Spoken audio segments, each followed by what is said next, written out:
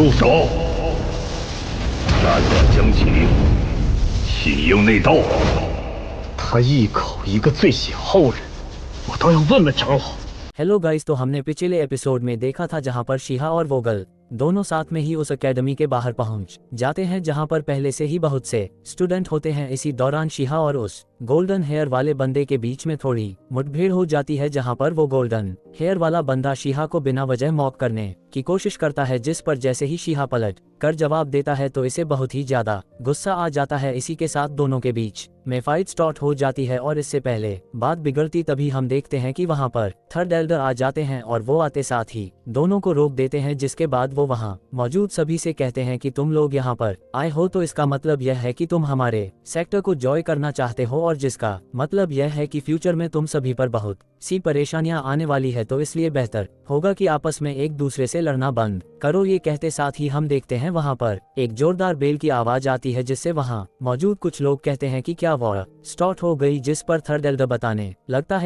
है कि हमारी उम्मीद से भी ज्यादा जल्दी से वो डिजास्टर हमारी तरफ आ रहा है। जिसके साथ हम देखते हैं कि वो उन सभी की तरफ अपना फेस करते हुए कहता है कि आज यह ओल्ड मैन तुम सभी को बताना चाहता है कि अगर सिचुएशन खराब हो जाती है और हमारा एपरा हार जाता है तो मैं तुम सभी को बस एक बात बताना चाहता हूं, और वो ये कि चाहे जो हो जाए ये तुम पर डिपेंड करता है कि तुम चाहो तो हमारे साथ बैटल में हिस्सा लो या फिर मैदान छोड़कर भाग जाओ। लेकिन एक बात हमेशा याद रखना, चाहे सिचुएशन कितनी भी ज्यादा बुरी क्यों ना हो जाए, पर तुम हमारे एनिमी के पावर कभी मत बनना, विच मीन्स की चाहे जो हो जाए हमारे दुश्मनों का साथ तो कभी मत देना, भले ही तुम मैदान छोड़कर भाग जाओ, क्योंकि हम हर चीज को माफ कर सकते हैं पर गद्दारी को कभी भी नहीं। जो सुनते साथ ही वहां मौजूद लोग कहने लगते हैं कि आखिर हम हमारे सेक्ट को धोखा कैसे दे सकते हैं, ये तो बहुत ही ज्यादा अजीब बात है। जिस पर वो थर्ड एल्डर कहने लगता है कि ह्यूमन नेचर बहुत ही ज्यादा कॉम्प्लेक्स होता है, इसका कोई भरोसा नहीं, क्योंकि लोग ऐसे भी होते हैं जो कि अपने प्यारों को बचाने के लिए उनके लिए सब कुछ कुर्बान कर देते हैं। उन्हें फर्क नहीं पड़ता कि उन्हें कितनी ज्यादा भारी कीमत चुकानी पड़ेगी, वो हर कीमत चुकाने के लिए तैयार होते हैं। लेकिन ऐसे भी लोग होते हैं जो कि बस अपने फायदे के लिए दूसरों को यूज करते हैं और मौका देखकर ही उन्हें अबैंडन कर देते हैं। तो कुछ ऐसे लोग भी होते हैं जो कि अपने पर्सनली ग्रज की वजह से इजीली हमारे दुश्मनों के प्यादे बनकर रह जाते हैं, और मैं नहीं चाहता कि तुम में से कोई एक उनका प्यादा बनकर हमारे अगेंस्ट फाइट करें। इसी दौरान हम देखते हैं कि शिहा भी उसकी ये सारी बातें सुन रहा होता है। इसी दौरान उसके फोरहेड पर एक मार्क ग्लो करना शुरू कर देता है, साथ ही सेम मार्क हमें एक दूसरे डिसाइपल के फोरहेड पर भी दिखाया जाता है। इसी दौरान वो थर्ड एल्डर आगे कहता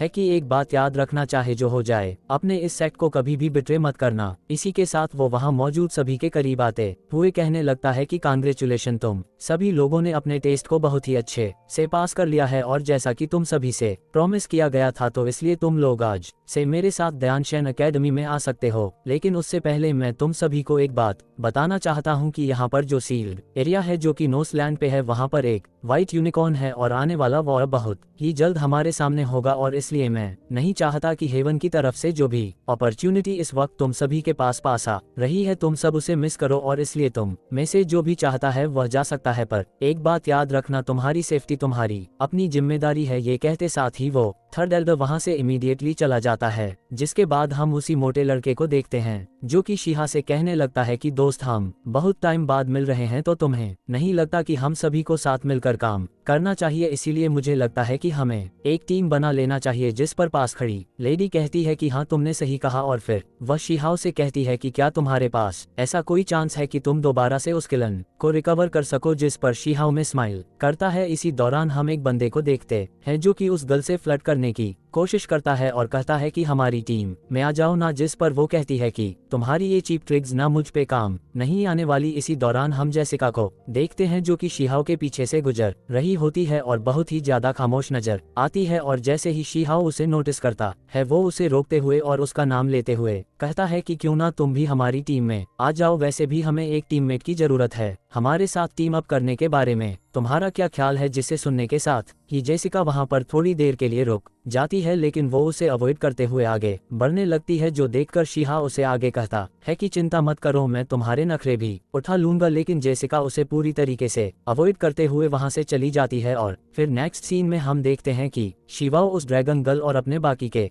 दोस्तों के साथ वहां से चला जाता है। इसी के के साथ सीन शिफ्ट होता है और हमें उसी सर्जिंग वैली का सीन दिखाया जाता है जो कि नो मैनस लैंड में लोकेटेड है। इसी दौरान हमें दिखाया जाता है कि वो जो ब्लॉन्ड हेयर वाला था और उसका दोस्त, उन दोनों का सामना एक बीस्ट से हो जाता है जो कि अपने आसपास के बड़े बड़े चट्टानों पर जोर जोर से अटैक करता है, जो देखकर उनमें से एक कहने लगता है कि यह जगह बहुत ही ज्यादा इविल एनर्जी से भरी हुई है। और फिर वो आगे कहता है कि ये तो हमारे सुप्रीम मास्टर है, जिसके बाद हम देखते हैं कि वो जॉइंट ऑफ फिगर वहां से दूर जाने लगता है। इसी दौरान वो निंग से कहने लगता है कि हमें हमारा हर एक स्टेप बहुत ही सोच समझ कर लेना होगा, क्योंकि एक गलत स्टेप और हम पूरी तरीके से हार जाएंगे। और मुझे यकीन है कि ब्रदर निंग ने जो जगह हमें किलिंग के लिए बताई है वह कभी भी गलत नहीं होगी। ये कहते साथ ही हम देखते हैं कि वो दोनों बहुत दूर तक निकल जाते हैं, जिस पर ब्रदर निंग बताने लगता है कि वो होली जगह जहां पर मेरी पैदाइश हुई थी, तो वो जगह भी बिल्कुल उसी की तरह सिमिलर है जहां पर वो लेजेंडरी व्हाइट यूनिकॉर्न ब्लेस्ड हुआ था। उसी के साथ वह अपनी कहानी को सुनाते हुए कहता है कि मैं जब पैदा हुआ था तो मैं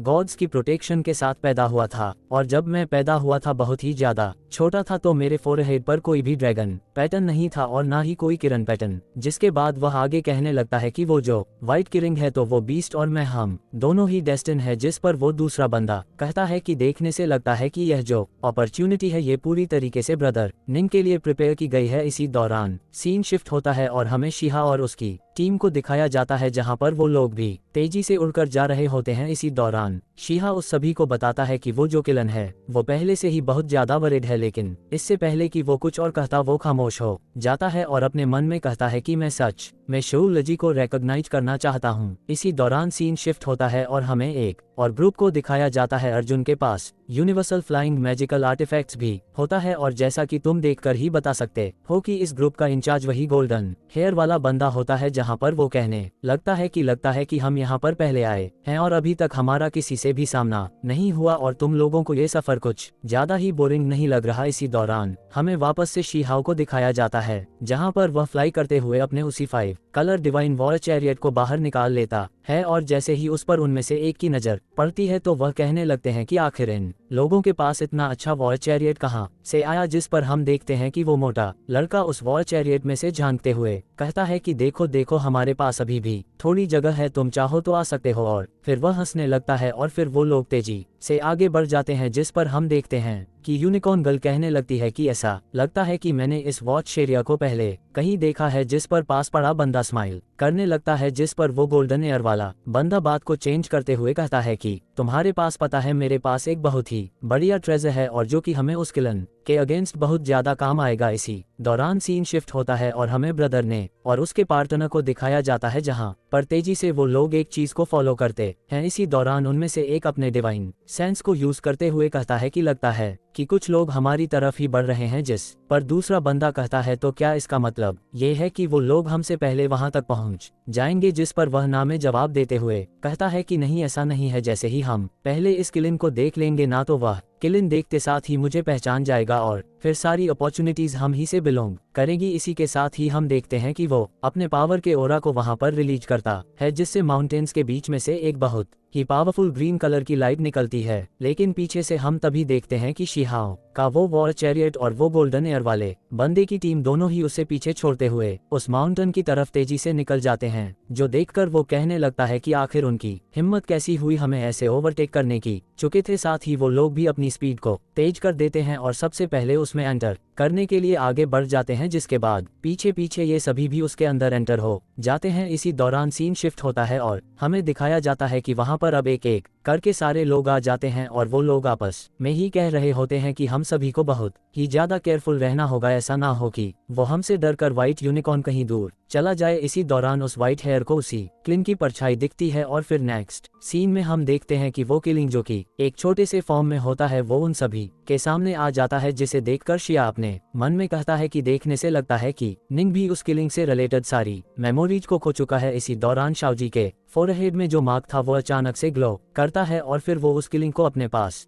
बुलाने लगता है, जो देखकर वो किलिंग भी उछलते हुए स्माइल करते हुए उसके पास जाने लगती है। ये देखकर शिहा कहता है कि ऐसा मत करो, तो ये तुम्हें बेवकूफ बना रहा है। हम देखते हैं कि वो किलिंग दौड़ते हुए बहुत ही तेजी से उसकी तरफ बढ़ता है। जैसे ही शाओजी उसे हक करने लगता है हम देखते हैं कि वो के नस्ल में कहीं और ही दूसरे डायरेक्शन में दौड़ता है, जिससे शाओजी का यहाँ पर सॉलिड पोपट बन जाता है। इवन कि वहाँ मौजूद सभी लोग भी बहुत ही ज्यादा हैरान हो हो जाते हैं। इसी दौरान हम देखते हैं कि वो किलिन सभी को ओवरटेक करते हुए पीछे की तरफ दौड़ने लगता है और फिर शाओजी कहने लगता है कि यह तो नामुमकिन है, आखिर यह कैसे हो सकता है। और फिर हमें दिखाया जाता है कि वहां पर एक लेडी की फिगर होती है जो कि अचानक से ग्लो करने लगती है, जो देखकर वहां मौजूद लोग कहते हैं कि आखिर यह कौन है, क्या यह इटर्नल बुद्धा है। लगता है कि वो सरप्राइजली इमोर्टल अवेकेंड हो चुका है। यहाँ पर शीहा उसी लेडी को याद करता है जिसके हाथ में वो किलिन होता है और कहने लगता है कि क्या ये वही है, क्योंकि उस गर्ल ने हमेशा से यही सपना देखा था कि वो एक दिन इसी फेरी पैलेस में दोबारा से रिकनेक्ट होगी और वापस आए। हमें दिखाया जाता है कि सभी की एक्सपेक्टेशंस बहुत ही हाई होती है और सभी लोग कोई ना कोई आइडिया लगा रहे होते हैं, लेकिन जैसे ही फॉग हटता है हमें दिखाया जाता है कि हमारे सामने वो रैबिट गर्ल होती है, जिसे देखकर वो मोटा लड़का तो हैरानी के साथ कहने लगता है कि आखिर यह रैबिट गर्ल इस सील्ड लैंड में कैसे आ गई। यहाँ पर हम देखते हैं कि उस गोल्डन हेयर वाले के पास जो बंदा खड़ा होता है वह उसके कान में कहता है कि मुझे लगता है कि इन सभी में उस लड़के का जरूर हाथ होगा, जिस पर वो गोल्डन हेयर वाला भी अपने मन में कहता है कि अगर इस सब में इसका और उसकी टीम का हाथ हुआ ना तो मैं इसे छोड़ने नहीं वाला। यहाँ पर शीहा उस रैबिट गर्ल को देखकर बहुत ही ज्यादा हैरान होता है। रोको अपने मन में कहता है कि अगर ये छोटी रैबिट गर्ल उस लड़की के रिकार्नेशन है, वह कुछ अदर और पर्सनल सिमिलरिटीज की क्या ये लड़की सोल के फ्लक्चुएशन को समझ नहीं पा रही। इसी दौरान हम देखते हैं कि उनमें से एक बंदा उस लिटिल से कहने लगता है कि चुपचाप उस किलिन को नीचे रख दो, क्योंकि अगर तुमने हमारी बातें नहीं मानी तो मैं इस बात की गारंटी नहीं ले सकता कि हम सब तुम्हारे साथ पोलाइटली बिहेव करेंगे, क्योंकि भला एक बच्ची जिसने कि अभी कल्टीवेशन को भी मास्टर नहीं किया है, वो एक ऐसे अपॉर्चुनिटी को कैसे डिव कर सकती है। इसी दौरान हम देखते हैं कि वो लिटिल गर्ल किसी को भी नहीं देखती, पर उसकी नजर शीहा और उसी मोटे लड़के पर जाकर ठहर जाती है और वो उनको हाथ दिखाती कहती है कि अरे तुम दोनों भी यहाँ पर आए हो, क्या बात है। यहाँ पर शीहा को अब भी कुछ समझ नहीं आ रहा होता और वो अपने मन में कहता है कि कहीं ऐसा तो नहीं कि यह जो छोटा किलिंग है इसे कोई गलतफहमी हुई है और इसने बस गलती से इस लिटिल रैबिट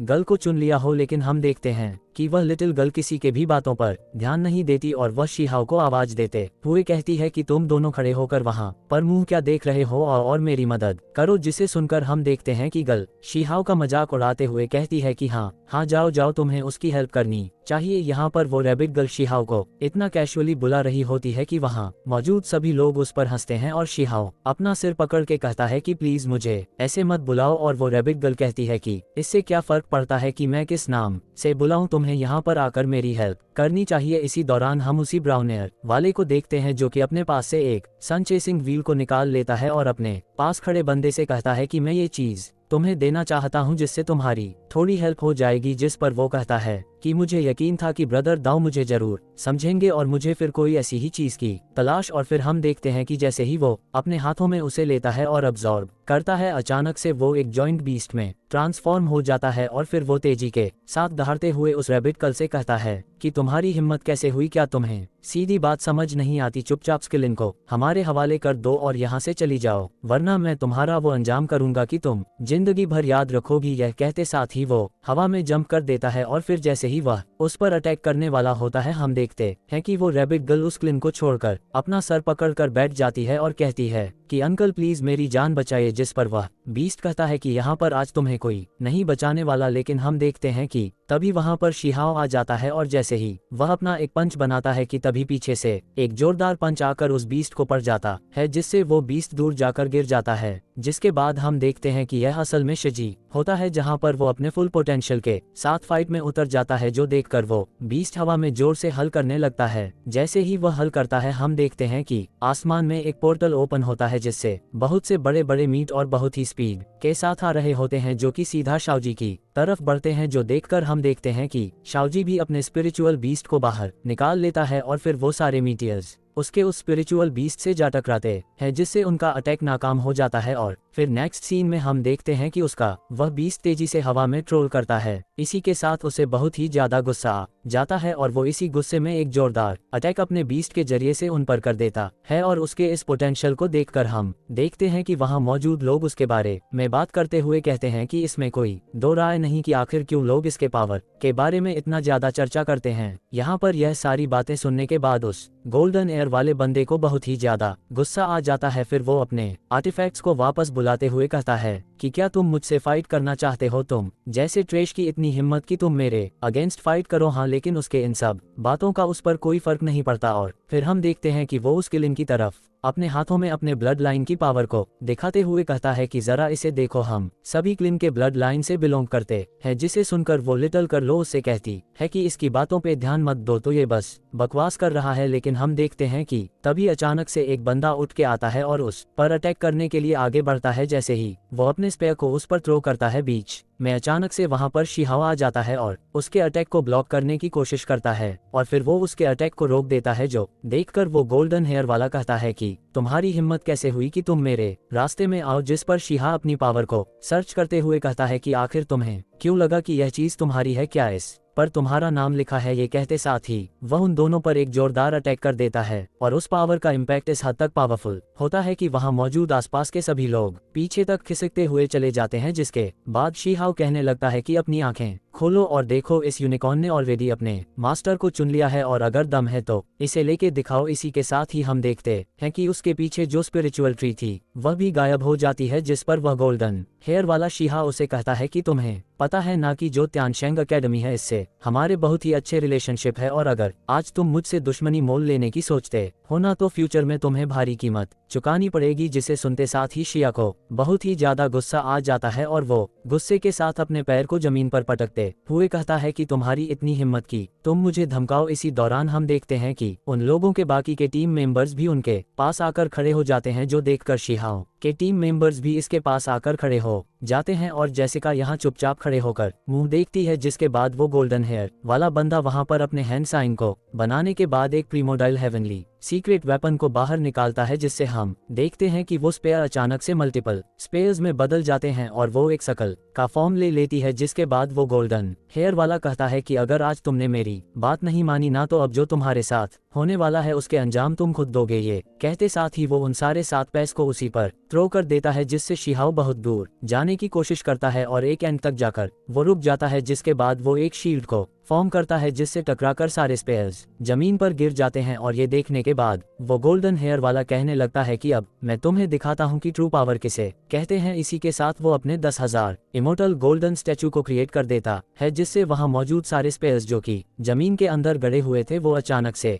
बाहर निकलकर उसकी तरफ वापस आने लगते हैं। और इसी के साथ ही हम देखते हैं कि वो जो गोल्डन एयर वाला बंदा था उसके पीछे वो जॉइंट सा स्टैचू बनकर खड़ा हो जाता है, जो कि दिखने में बहुत ही ज्यादा मैसिव होता है। यहाँ पर सभी लोग उस स्टैचू को देखकर बस हैरानी के साथ खड़े रहते हैं और वो गोल्डन हेयर वाला बंदा बेशर्मों की तरह वहां पर हंसता रहता है। और फिर उसके ऑर्डर पाते ही हम देखते हैं कि वो जॉइंट सा स्टैचू शिहाओ को अपने हाथ से मसलने के लिए आगे बढ़ता है, जिससे हम देखते हैं कि शिहाओ भी उस पर एक जोरदार पंच से अटैक करने के लिए रेडी हो जाता है। और जैसे ही उन दोनों के अटैक्स आपस में कोलाइड करते हैं, वहां के आसपास की चीजें उनके कोलाइड की वजह से कांपना शुरू कर देती है। जिसके बाद शिहाओ अपने दूसरे हाथ में थोड़ी स्पिरिचुअल एनर्जी को कलेक्ट करके उसे अपने दूसरे हाथ में डाल देता है, जिससे कि उसने वो पंच किया था। यहाँ पर शिहाओ की स्ट्रेंथ को देखकर वो गोल्डन हेयर वाला पूरी तरीके से शॉक्ड हो जाता है। वो अपने मन में कहता है कि इवन की गॉड्स भी इस पावर के सामने रेजिस्ट नहीं कर पाते और इस लड़के ने इतना पावरफुल हिट बस अपने बेयर हैंड से ही रोक लिया। इसी दौरान शिहा नोटिस करता है कि इस जॉइंट स्टैचू के अंदर बहुत सा फेरी गोल्ड हिडन है और जो कि मेरे इमोर्टल स्वर्ड को रिफाइन करने के लिए बहुत ही अच्छा है। इसी दौरान हम देखते हैं कि शिहा अपने उसे इमोर्टल स्वर्ड को बाहर निकाल लेता है, जिससे हम देखते हैं कि वो आसपास की एनर्जीज को अपने अंदर अब्सॉर्ब करना शुरू कर देता है। जो देखकर वो गोल्डन एयर वाला बंदा कहने लगता है कि तुम ऐसा नहीं कर सकते और फिर वह अपने जॉइंट स्टैचू से एक और अटैक शिहाओ पर कर देता है। लेकिन एंड मौके पर शिहाओ अपनी शील्ड को एक्टिवेट कर देता है, जिससे उसका अटैक पूरी तरीके से नाकाम हो जाता है। और फिर शिहाओ उसे कहने लगता है कि एक बार मैं खाना शुरू कर दूं ना तो मैं रुकने का नाम नहीं लेता। जी सुनने के बाद वो गोल्डन हेयर बंदा एक और जोरदार अटैक शियाओ पर कर देता है, जो देखकर शियाओ भी एक फाइनल हिट के साथ उसके उस जॉइंट स्टैचू को धराशायी कर देता है। और फिर उस गोल्डन हेयर वाले का स्पेयर वापस से उसके नॉर्मल फॉर्म में आ जाता है। इसी के साथ ही शियाओ के पास उसकी स्वॉर्ड भी आ जाती है और वो उससे कहने लगता है कि आइंदा कभी भी किसी को बुली करने से पहले 10 बार सोच लेना। इसी दौरान शियाओ जी भी उस किलिन को चुराने की कोशिश करता है, लेकिन शिहाओ उसे भी दूर फेंक देता है। जो देखकर शियाओ जी भी अब शिहाओ से फाइट करने के लिए अपने बीस्ट को बाहर निकाल लेता है। ये देखकर शिहाओ भी नहीं रुकता और वो भी अपने बीस्ट को बाहर निकालने ही वाला होता है कि तभी वहां पर एक आवाज आती है जो कि उन दोनों से कहती है कि रुक जाओ, जो कि उसी थर्ड एल्डर की होती है, जिस पर शिहाओ कहने लगता है कि आखिर हम क्यों रुके एल्डर, क्या आपको नजर नहीं आ रहा कि यह लोग सरासर यहाँ पर नाइंसाफी कर रहे हैं। जिस पर वो एल्डर कहता है कि यह मैटर यहीं पर खत्म होता है, लेकिन शियाओ नहीं रुकता, वो उससे दोबारा से कहता है कि आप हमेशा सबको कवर क्यों करते रहते हो। जिस पर वो एल्डर कहता है कि तुम फ्यूचर में सब कुछ जान जाओगे। शियाओ बहुत कुछ कहना तो चाहता था, लेकिन वो वहां पर चुप हो जाता है। इसी दौरान वो एल्डर कहता है कि इस गोल्डन क्लिन ने फाइनली अपने मास्टर को चुन लिया है और अब मैं चाहता हूं कि तुम सभी लोग मुझे फॉलो करो और सेक्ट में वापस आ जाओ। इसी के साथ हम देखते हैं कि वो सभी लोग वापस से टेलीपोर्ट होकर तियांगच एकेडमी में पहुंच जाते हैं, जहां पर वो एल्डर कहता है कि मैं उम्मीद करता हूं कि तुम लोगों ने आज की मिली हुई इस अपॉर्चुनिटी से बहुत ज्यादा एक्सपीरियंस गेन किया होगा। और इसी के साथ ये एपिसोड एंड हो जाता है।